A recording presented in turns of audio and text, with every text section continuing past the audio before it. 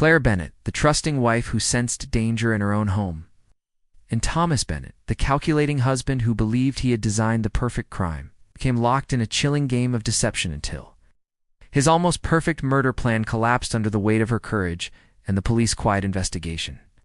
Thomas Reed was the kind of man people trusted without hesitation. In his suburban neighborhood, he was known for his polite smile, his willingness to help mow a neighbor's lawn, and the way he waved at children riding their bikes. To outsiders, he seemed dependable, even admirable. His wife Claire was equally admired. She was successful in her career, intelligent, and carried herself with a confidence that made her stand out. Together, they were viewed as a couple who had built a perfect life, the sort of marriage others envied. But behind the neatly trimmed hedges and friendly exchanges, there was a darkness brewing that few could have imagined. Thomas had always been meticulous. He liked things orderly, predictable, and under his control. For years, he had enjoyed being the steady hand in the marriage, the one who managed their finances and made decisions about their household. But as Claire's career advanced, and she began earning more recognition than him, Thomas felt something shift. What should have been a source of pride for him became a festering wound. He began to resent her success, seeing it not as a shared victory, but as a threat to his identity. The resentment grew slowly, manifesting in subtle ways. He stopped praising her achievements, choosing instead to downplay them. He withdrew affection, replacing it with cool indifference. To friends and neighbors, he kept up the facade of a supportive husband, but inside the home, the tension was undeniable.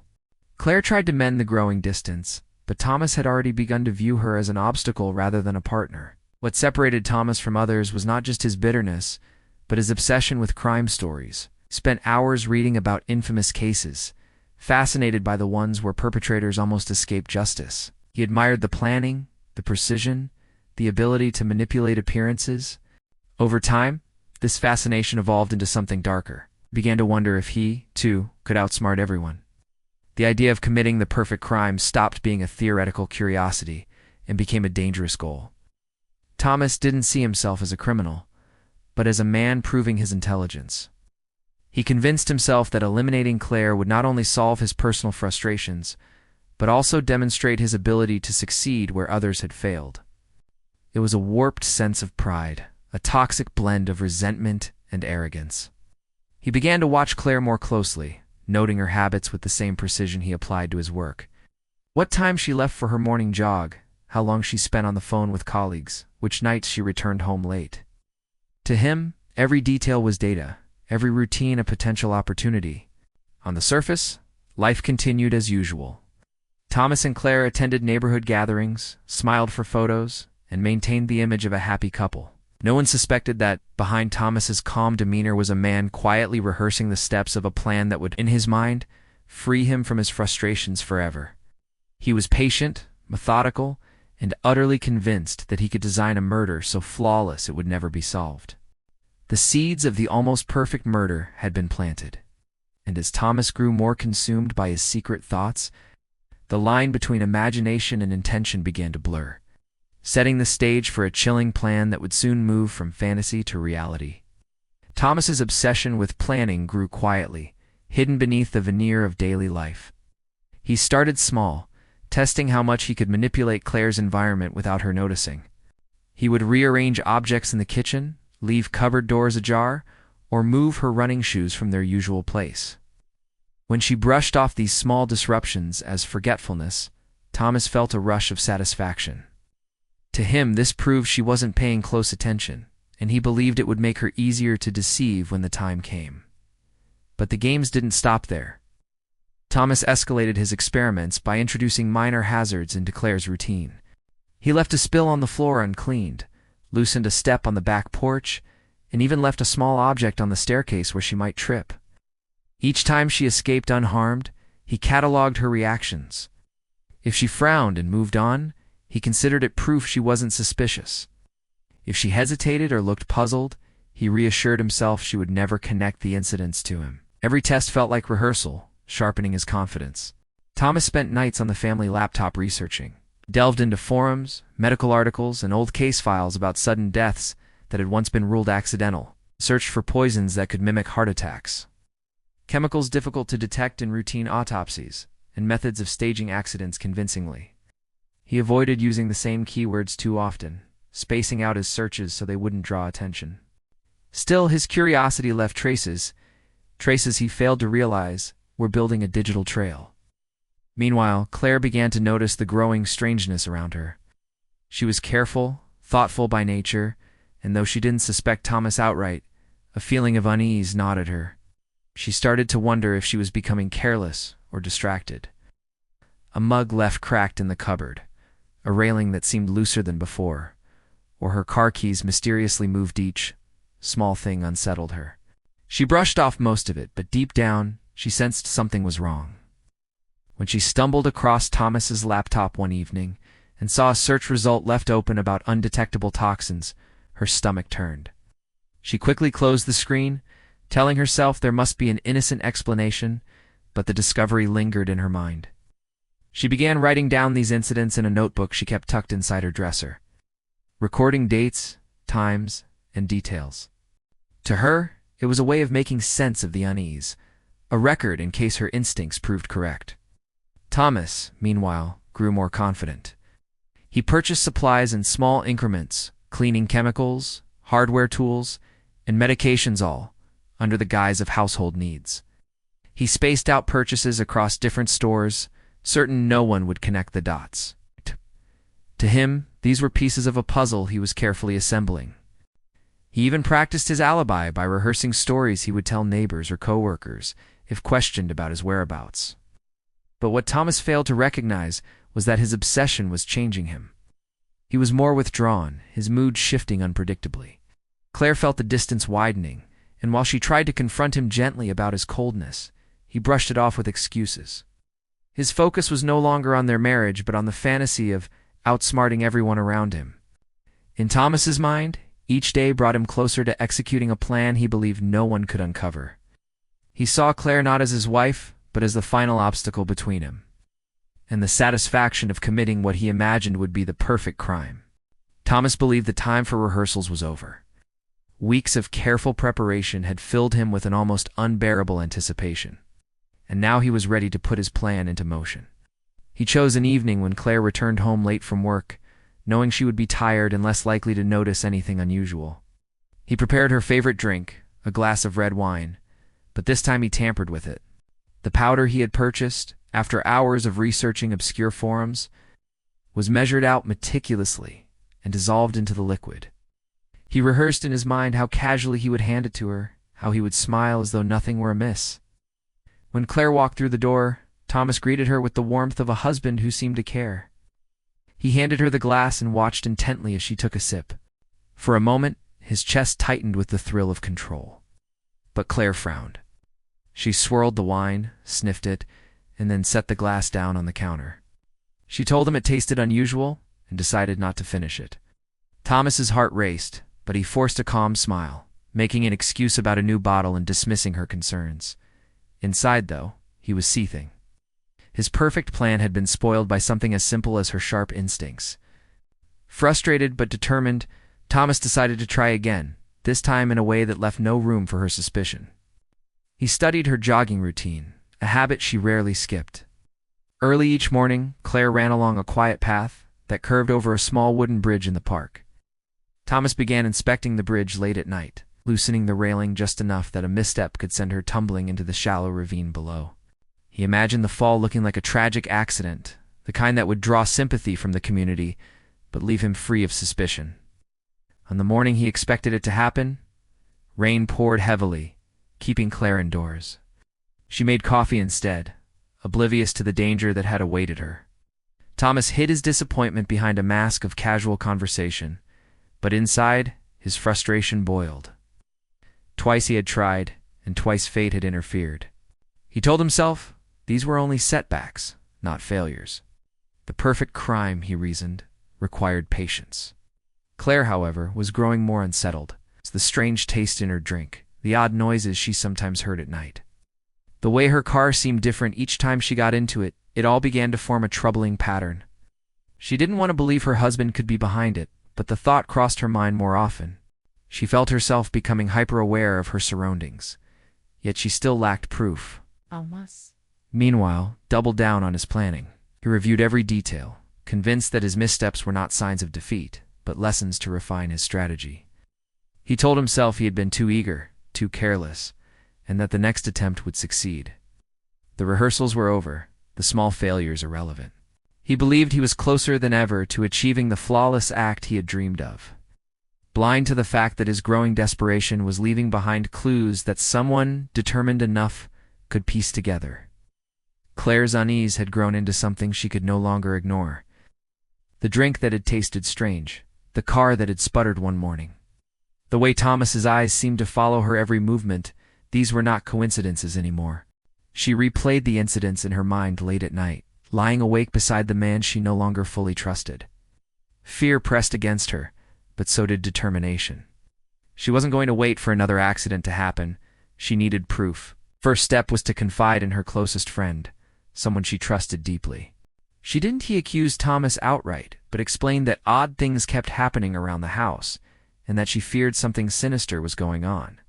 Her friend urged her to go to the police immediately, but Claire wasn't ready. Without evidence, she worried her suspicions would sound paranoid. Instead, she decided to quietly gather whatever she could. She purchased a small, discreet camera and installed it in the kitchen, tucking it behind a row of cookbooks where it had a clear view of the counter. She also began saving Thomas's receipts and keeping copies of emails she found open on the shared laptop. Thomas, completely unaware of her precautions, continued refining his plans. He had convinced himself that Claire was too trusting, too naive to notice his careful work. His arrogance blinded him to her growing vigilance. He began experimenting again, mixing substances into drinks while she was out of the room, watching how long they dissolved or whether they left a trace. On one occasion, the hidden camera captured him standing at the counter, sprinkling powder into a glass of orange juice. He stirred it methodically, his expression cold and calculating, then set it down with the satisfaction of someone rehearsing perfection. Claire's heart raced when she reviewed the footage for the first time. The sight of Thomas tampering with her drink left her shaken, yet it also gave her clarity. She wasn't imagining things; her husband was planning something dangerous. The recording was grainy, but clear enough to show his actions. A damning piece of evidence, if placed in the right hands. Still, Claire hesitated to take it to the police. Part of her wanted to confront him directly, to demand answers. Another part of her feared what he might do if he realized she was onto him. Meanwhile, Thomas moved on to another idea. He began tampering with her car late at night, loosening bolts and tinkering under the hood. He believed that a sudden mechanical failure would be the perfect accident, leaving no suspicion behind. What he didn't know was that Claire had grown wary enough to take her car to a mechanic after noticing strange rattles. The mechanic confirmed that something was dangerously wrong with the vehicle, and Claire's suspicions solidified into certainty. By now, Thomas was restless, frustrated that his earlier attempts had failed. His calm exterior was cracking, though he worked hard to conceal it. To neighbors and coworkers, he remained the polite and collected man they admired.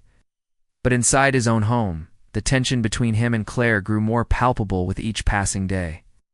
She avoided his gaze, guarded in her words, and he noticed. Though he didn't yet know she had evidence against him, he sensed her slipping from his control. The game Thomas believed he was playing so cleverly was no longer one-sided.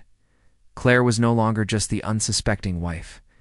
She was documenting, preparing, and waiting for the right moment to expose him. What Thomas thought was an elaborate strategy for the perfect crime was already unraveling, one hidden recording at a time. Claire knew she couldn't carry the weight of the evidence alone any longer. The recording of Thomas poisoning her drink, the receipts for unusual chemical purchases, the mechanic's confirmation about her sabotaged corral of it painted a chilling picture. She finally decided it was time to take everything to the authorities. One quiet afternoon, when Thomas was at work, she walked into the police station with trembling hands and asked to speak with an investigator. She explained everything carefully, showing them the footage, the receipts, and even recounting the nights when she had felt unsafe in her own home. The detectives listened closely, their expressions hardening as the evidence mounted. What Claire presented was not speculation. It was the groundwork of a calculated murder plan. The authorities knew they needed to act carefully. If they confronted Thomas too soon, he might grow defensive and cover his tracks. Instead, they decided to open a discreet investigation. Claire was advised to act as normally as possible, no matter how difficult it felt, while investigators quietly monitored Thomas's movements. Thomas carried on with his routine, oblivious to the fact that his every purchase and action was now under surveillance. He continued to acquire small quantities of toxic substances. Never enough to raise suspicion at a store, but collectively enough to be dangerous. Investigators tracked these transactions, linking them to his earlier attempts. They also began interviewing people close to the couple, neighbors, colleagues, and friends, building a profile of a man who outwardly appeared composed, but privately had cracks forming in his demeanor. At home, Claire played her role with exhausting precision. She forced smiles, shared meals, and even accepted drinks he offered, though she never actually consumed them. Every interaction was laced with silent tension, as if both knew something the other wasn't saying. She often excused herself to pour the contents down the sink when Thomas wasn't looking, all while imagining what might happen if she slipped even once. The police, meanwhile, had equipped Claire with a listening device hidden in her home. Night after night, they recorded Thomas muttering to himself, pacing in frustration when his plans didn't go as smoothly as he had imagined. These recordings, while not direct admissions, showed his state of mind unraveling. He was no longer the calm, meticulous planner. He was becoming reckless. Detectives decided to escalate their operation. One officer posed as a store clerk at a local supplier, where Thomas had been sourcing some of his materials. Hidden cameras caught him in the act of buying more chemicals, giving authorities further proof of intent. Each new piece of evidence tightened the net around him, yet Thomas sensed something was shifting. Claire's guarded demeanor, the way she avoided drinking anything he prepared, and her sudden caution made him uneasy. His arrogance began to give way to suspicion. He started watching her more closely, convinced she might be hiding something from him. This paranoia grew each day, and in his frustration, he began making mistakes, small but noticeable slips that would soon seal his fate. The tension between Claire and Thomas reached its peak, when his paranoia finally consumed him. Convinced that she was growing distant and perhaps suspicious, Thomas accelerated his plan. He decided there would be no more experiments, no more tests. The time had come to act. He prepared a drink late one evening, carefully mixing in a stronger dose than ever before, certain it would be his final attempt. He carried it to Claire with his usual calm smile, but she had already been warned by the detectives to expect something soon. She accepted the glass but didn't drink from it, stalling as much as she could, her heart pounding at the thought of what he had just handed her. Hidden cameras installed by the police captured everything: his deliberate preparation, his presentation of the drink, and her hesitant reaction.